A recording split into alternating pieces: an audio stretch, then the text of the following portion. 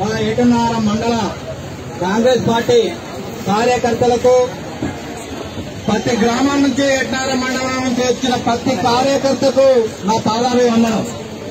గిరిజనులకు, బహుజనులకు, మైనార్టీలకు, పేదలకు ఏమి ఇచ్చిందైతే లేదు. మరి 7 సంవత్సరాల తర్వాత దళిత బంధువు పార్టీ దళిత గిరిజన ఆత్మగౌరవ దండోర యాత్ర మొదలు పెట్టినాక ఇంకొక 4 మండలాలు అన్నారు. మేము ఒకటే డిమాండ్ చేస్తా ఉన్నాం ప్రభుత్వాన్ని, మీకు నిజంగా దళితుల మీద ప్రేమ ఉంటే ఈ సెప్టెంబర్ నెల మొత్తం కూడా వెంటనే ప్రతి దళితునికి 10 లక్షల రూపాయలు ఇయ్యి, 3 ఎకరాల భూమి ఇయ్యి, ఆత్మగౌరవంతో బతకడానికి ఒక ఇల్లు లేక ఇబ్బంది పడుతున్నారని కూడా ఈ సందర్భంగా తెలియజేస్తా ఉన్నాం.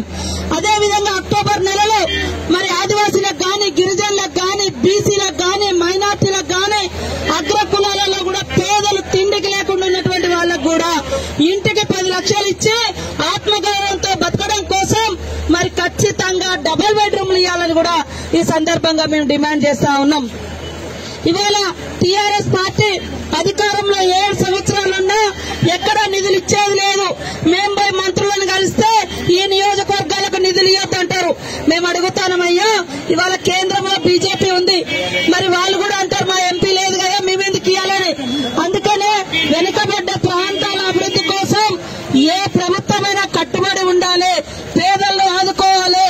ఇవాళ గతంలో కాంగ్రెస్ ప్రభుత్వము పోడు భూములకు పట్టాలిస్తే ఈ ప్రభుత్వం మొత్తం కూడా మొక్కలు పెడతా ఉంది. అందరికీ పట్టాలు ఇచ్చేంత వరకు కూడా కాంగ్రెస్ పార్టీ పోరాడుతామని కూడా ఈ సందర్భంగా తెలియజేస్తా ఉన్నాను. నాకు ఈ అవకాశం ఇచ్చిన మీ అందరికీ ధన్యవాదాలు.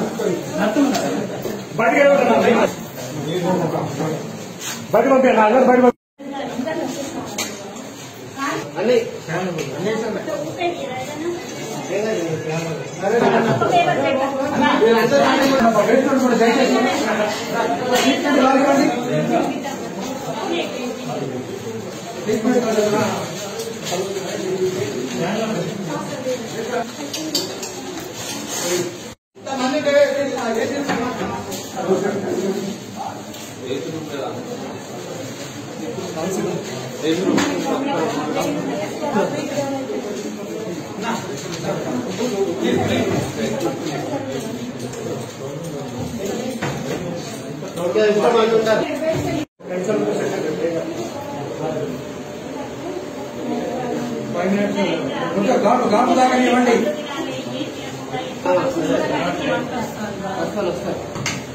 ఇంజక్షన్